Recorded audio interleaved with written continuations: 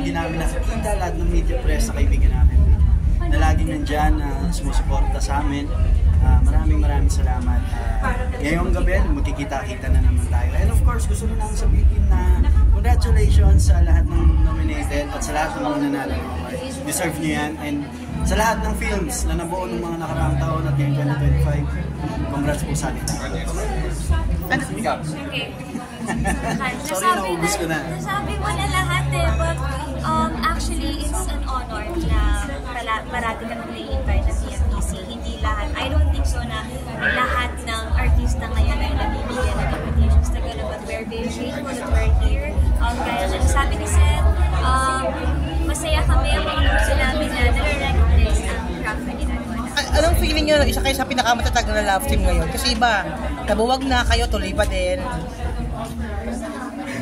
Patuloy ang pag-grow. Siyempre mahirap, maraming challenges, pero gano'n naman talaga eh. Magkakaiba na lang siguro kung paano namin pananatiling okay kami, okay yung pagsasamahan namin, and of course, okay yung trabaho ang ginagawa namin. Ikaw?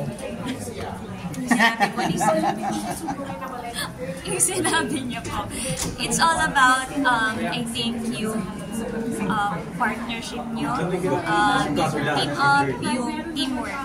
It's really important. Medyo mabigat mga kalaban nyo, no? Na mga kalab team na iba. Yeah, pero mapunta ka lang at mag-usama ka lang dito.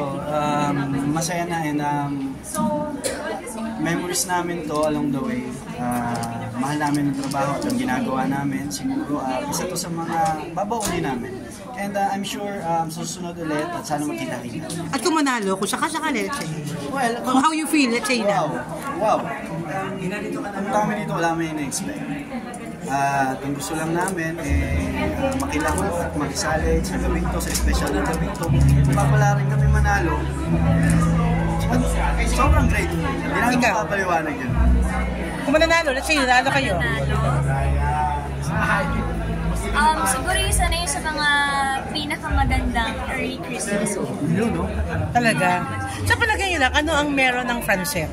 Kung bakit ganun katatag hanggang ngayon kinakagat ng mga tao, ng inyong mga love team, ng inyong mga tagahanga yung tambalan nyo? Anong meron ng tambalan nyo? Ang meron ng Francet is communication, plans, and trust, understanding, and of course, masaya kami kapag masaya yung isa. And I think yung pagiging totoo sa mga tao, we don't pretend. Kaya nga po nang lagi namin sinasabi, what you see is what you get. Pero yun nakakabilib na parang hindi ka nagkaka-pressure sa kung ano yung gusto ng mga fans niyo.